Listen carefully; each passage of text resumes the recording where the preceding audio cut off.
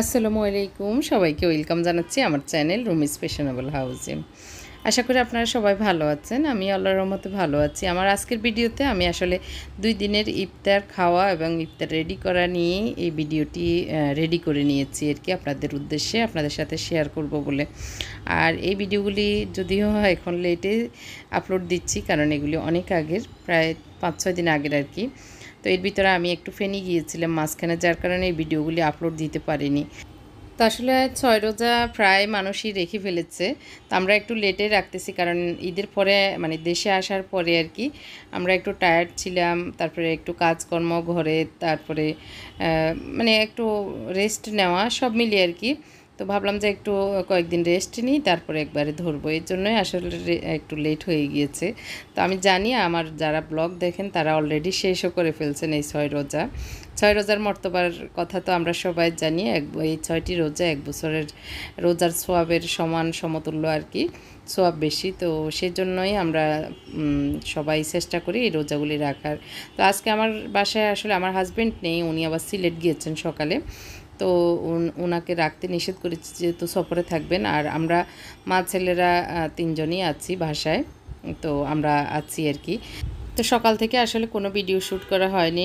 সকাল থেকে ডেলিভারি দেওয়া টেওয়া এবং পেজের কাজগুলি ছিল সেগুলি করেছি। তো রোজা যেহেতু রেখেছি একটু ঢিলাঢালাই দিনটা গিয়েছে। তো এখন দুপুরের পরে আর কি, বিকেলের দিকে আর কি এসেছি রান্না করতে। একটু বিরিয়ানি রান্না করে নিচ্ছি ঝটপট। তো বেশি বেশি কিছু না, আজকে ইফতার সিম্পলই হবে। তো এই জন্যই গরুর গোশত ভিজিয়েছিলাম, গরুর গোশত দিয়ে বিরিয়ানি রান্না করছি আমি যেভাবে আসলে সহজ পদ্ধতিতে করি। তো আসলে আমি আজকে গরুর গোশত রান্না করব আর পোলাও রান্না করেছিলাম।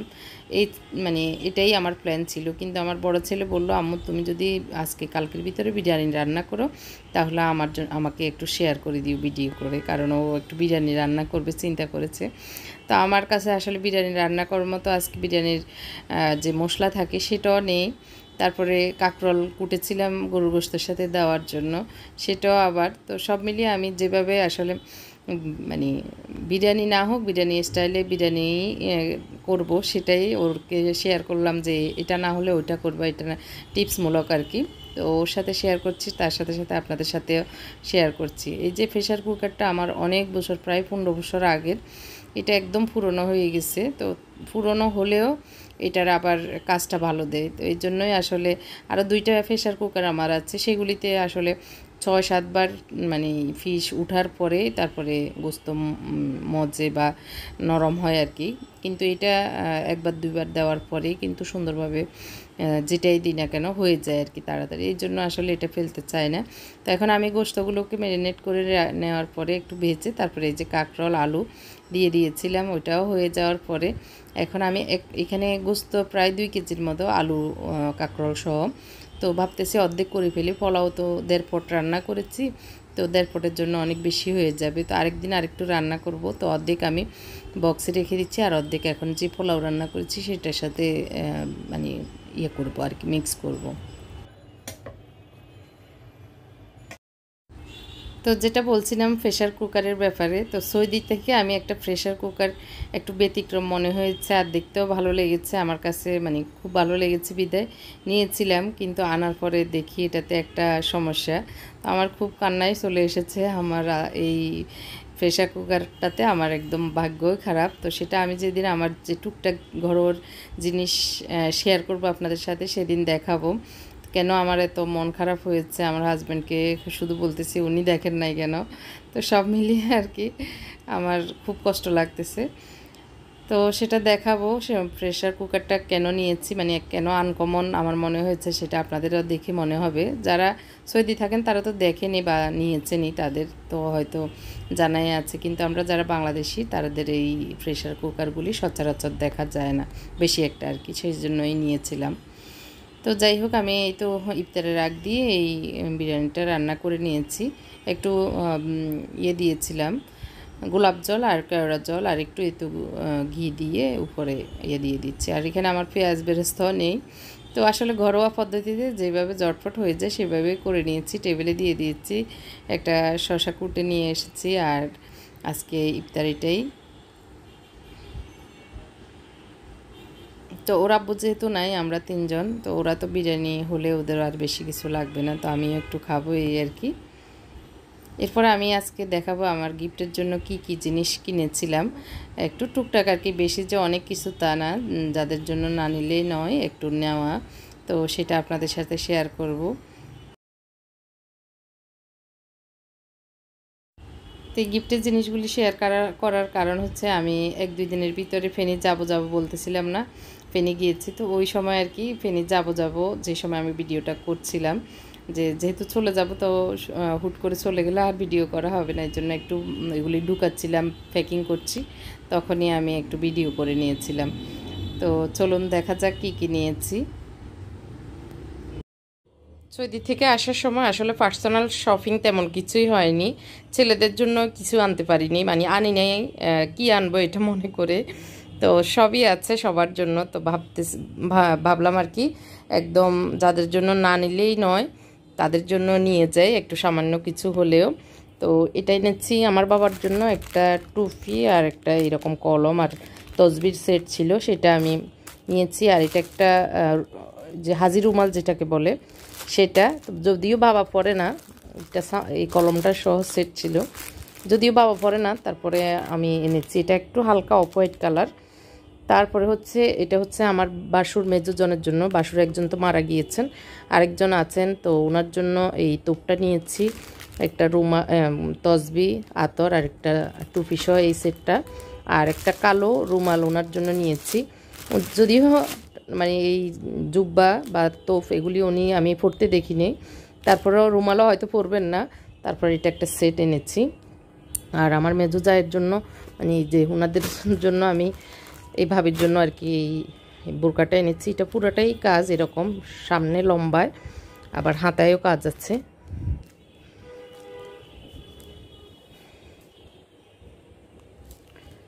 হাতাটাও এরকম, আবার টিপ বুতাম দেওয়া আছে। তো খোলামেলা, আর কাপড়ের কোয়ালিটিটা অনেক ভালো, একদম ভালো কোয়ালিটির এনেছি ওনার জন্য, এটা মেজো ভাবির জন্য। তারপরে হচ্ছে এটা একটু বাজ করে রেখে দিই, এগুলি বাজ খুললে আর বাজ করা যায় না, সমস্যা।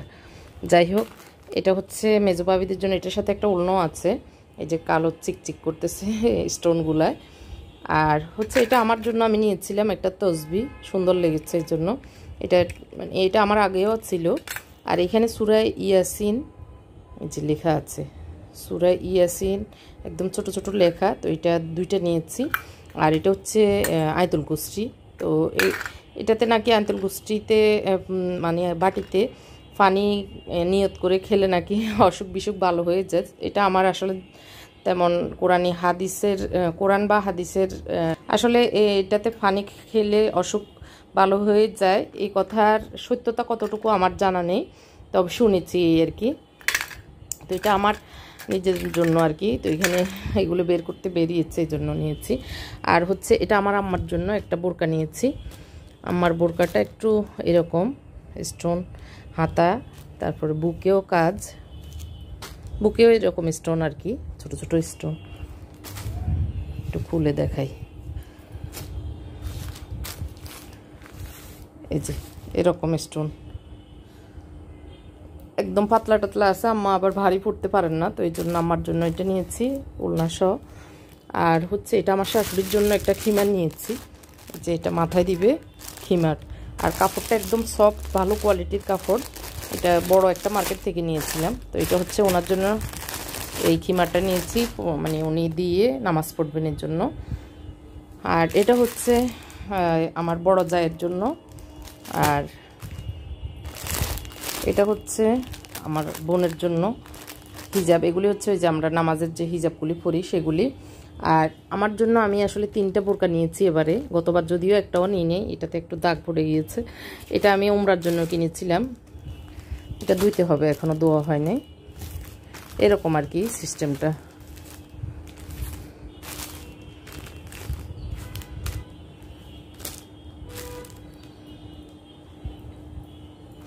হাতাতে এরকম কুচি করা আর গলা এরকম, তো এই ধরনেরই এটাই সেম, জাস্ট এখানে একটা লেস করা আছে, কালো একটা নিয়েছি। তো এটা হচ্ছে কালো, আর সেম এটার ডিজাইনটাই, এই যে এটা একটা নিয়েছি, এটা হচ্ছে একদম ব্ল্যাক, কোনো কাজ টাজ নাই, সামনে একদম খোলা চেন, কাজ নাই, সিম্পল, শুধু হাতায় একটু স্টোন বসানো গোল্ডেন, এটাই মানে হাতাটা একটু বড়, আর এখানে একটা কি যেন দেওয়া, এটা লক করা গোল্ডেন কালারের। তো এই ছিল, আর এটার সাথে আমি একটা নেকআপ কিনেছিলাম এরকম, এটা ছবিতে দেখেছেন অনেকেই, আমি এটা ইউজ করেছিলাম তখন। কালোটা আসলে এখানে ভালোভাবে আসতেছে না। তো এই নেকআপটা নিয়ে অনেকেই প্রশ্ন করেছেন, আমি কীভাবে নিয়েছি বা কি এই নেকআপ সম্পর্কে জানতে চেয়েছেন। তো এটা আসলে 5 রিয়েল বা 10 রিয়েল করে মনে হয় সেল করে। তো আমি মদিনা থেকে এটা নিয়েছিলাম। তো এটা তো জাস্ট এইভাবে ফিতাগুলি বাঁধা আর কি, ফিতাটা বাঁধা, এমন কিছুই না। তো এই ছিল আমাদের শপিং প্লাস গিফটের জিনিসপত্র। আর আমি আমার সংসারের জন্য টুকটাক কিছু নিয়েছি, বেশি কিছু নাই, এবার কোনো তেমন কিছুই আমার জন্য রাখি নাই। তো যেগুলি রেখেছি সেগুলি আমি দেখাবো ইনশাল্লাহ। এরপরে এটা হচ্ছে পরের দিন ইফতারের আগ দিয়ে আমি একটু পরোটা ভেজে নিচ্ছি। তো আজকেও তেমন কিছু না, পরোটা বানানো ছিল, তো পরোটা ভেজে নিচ্ছি। তো একটু আলু ভাজি করেছিলাম, সেটা আছে। তো ওরা একটু শরবত করবে, মুনতাসিরকে বলতেছি করে নিতে। আমরা আসার সময় আসলে একটা ম্যাঙ্গো ফ্লেভার আর একটা অরেঞ্জ ফ্লেভারের এই ইয়ে নিয়েছি, ট্যাঙ্ক নিয়ে এসেছি। নিয়ে এসেছি বলতে আমরা কিনিনি, আমাদের এক ভাই এই ট্যাঙ্ক 2টা আর এক প্যাকেট বড় চকলেট মদিনায় থাকা অবস্থায় দিয়ে গিয়েছেন। তো অনেক উপকার হয়েছে আসলে, নিজেরা হয়তো কিনতাম, না হয় না কিনতাম, তো উনি দেওয়াতে আর কেনাও লাগেনি, আর আমাদের খাওয়া হচ্ছে। তো এই 6 রোজায় ওনার এই ট্যাঙ্কগুলি খুলে আমরা খাওয়ার চেষ্টা করছি। তো এটা হচ্ছে ম্যাঙ্গো ফ্লেভারটা, আমি বললাম যে আগে ম্যাঙ্গো ফ্লেভারটা খোলো, কিন্তু ওরা ম্যাঙ্গো ফ্লেভারটা খেতে চায় না। আমার মুনতাসির ওদের হলো পছন্দ, ওরা বুড়ো অরেঞ্জটা। তো আমার আবার ম্যাঙ্গোটা ভালো লাগে, তো একটু খেয়ে দেখার জন্য বললাম যে আগে ম্যাঙ্গোটা করো, তারপর পরবর্তীতে অরেঞ্জটা খুলবা আর কি। মাহে রমজান এলো বছর ঘুরে, মুমিন মুসলমানের দারে দারে।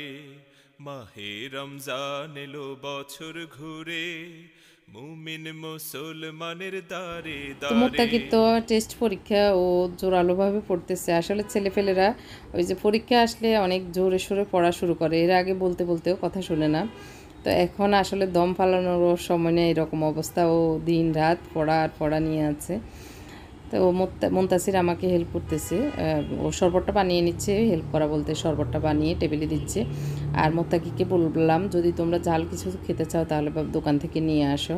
আর আমি পরোটা, ডিম ভাজি এগুলি আমার ইফতারিতে তৈরি করছি, কারণ হচ্ছে আমি মানে দুপুরের দিকে একটা ওই যে লাস্টের যে ইয়েটা দিয়েছিলাম প্রোডাক্টের ভিডিওটা, সেটা এই দিনে ছিল। তো যার কারণে ওইটা দিতে গিয়ে আমার সময়টা ওই দিকে গিয়েছে, আবার ভিডিওটা এডিট করে আপলোড দিয়েছিলাম, সময়টা চলে গেছে, আর ইচ্ছে করছে না অন্য কিছু নতুন করে করতে। এর জন্যই আসলে এই ঝটপট সহজ খাবারটা তৈরি করে নিচ্ছি। বাণী নিয়ে মাগফিরাতের পয়গাম নিয়ে, রহমতেরি বাণী নিয়ে। তো সাহেব আজকেও নেই, কারণ হচ্ছে উনি যেহেতু কালকে গিয়েছে সিলেট, আজকে রাতে হয়তো ফিরবেন। তো এই 2 দিন ওনার রোজাটা গ্যাপ হলো, তো আসলেও উনি কাবার দিবেন এটা আর কি বললো। আমি বললাম যে অসুবিধা নেই, সফরে উনি থাকতে চেয়েছে। আমি বললাম সফরে কোনো অবস্থায় থাকা ঠিক হবে না, কষ্ট, এমনিতে যে গরম পড়তেছে, বাসায় থাকলে এক কথা ছিল। তো 3টা এখন ডিম আমাদের জন্য রেখেছিলাম, এগুলি ভেজে নিচ্ছি। মাছ ভুনা করেছিলাম, সেটা রাতে খাওয়া হবে যদি আগামী দিন আবার রোজা থেকে। আমরা বৃহস্পতিবার শুরু করেছিলাম, বৃহস্পতিবার, শুক্রবার আর শনিবার এখন রোজাটা হচ্ছে আর কি। তো মুনতাসিরের যেহেতু কলেজ স্কুল খোলা আছে, হয়তো রবিবারটা আবার থাকবো না। তো ওরা বৃহস্পতিবার শুক্রবার হলে ওরাও থাকতে পারতেছে এই আর কি। তো আমার ছেলেরা খুব আগ্রহ সহকারে আসলে রোজা থাকতেছে, আমরা বলা লাগতেছে না এই পয়গাম নিয়ে এলো সবার মাঝে আবার ফিরে। তো এই তো ডিমগুলি টেবিলে নিয়ে যাচ্ছি, আর টেবিলে ওরা মুত্তাকি উঠে একটু পুরি নিয়ে এসেছে, আর হচ্ছে বেগুনি, পেঁয়াজু, বুটবাজি ওদের এগুলি একটু ভালো লাগে, তো এই জন্য বললাম যে আচ্ছা অল্প অল্প নিয়ে আসো। তো এখন আমরা টেবিলে সব কিছু দিয়ে দিয়েছি, এখন জাস্ট বেডে নিচ্ছি আর কি। তো আমি একটু মন চাচ্ছে মানে শরবত, ওরা আবার অরেঞ্জটা আজকে করেছে, তো অরেঞ্জটা আমার আবার খেতে ইচ্ছে করছে না। আমি বললাম যে আমি একটু তাহলে দুধই যেহেতু আছে, 2 রকমের দুধই একসাথে আমি মিক্স করে রেখেছি। আগের দিন রসেরটা এনেছিল, সেটা একটু টক, অনেক টক, একটু না, তো সেটাও এখানে একটু ছিল, রেখে দিয়েছিলাম। তো আজকে একটু মিক্স করে বিট লবণ দিয়ে এই এটা দুধ মানে লাচ্ছি টাইপেরটা করে নিয়েছি। এর ভিতরে আজান দিয়ে দিয়েছে, আমরা ইফতার নিয়ে নিচ্ছি। তো আজকের ব্লগটি কেমন লেগেছে কমেন্ট করে জানাবেন। যারা নতুন এসেছেন আমার চ্যানেলে, অবশ্যই আমার চ্যানেলটি সাবস্ক্রাইব করবেন। তো সবাইকে অসংখ্য ধন্যবাদ জানাচ্ছি এতক্ষণ পর্যন্ত আমার ভিডিওটি দেখার জন্য। আল্লাহ আপনাদের সবাইকে ভালো রাখুক। আল্লাহ হাফেজ, মাহে আসসালামু আলাইকুম। রমজান এলো বছর ঘুরে, মুমিন মুসলমানের দারে দারে। মাহে রমজান এলো বছর ঘুরে, মুমিন মুসলমানের দারে দারে। গুনা মাফের এই তো সুযোগ, খোদার প্রিয় হবার এই তো সুযোগ। গুনা মাফের এই তো সুযোগ, খোদার প্রিয় হবার এই তো সুযোগ।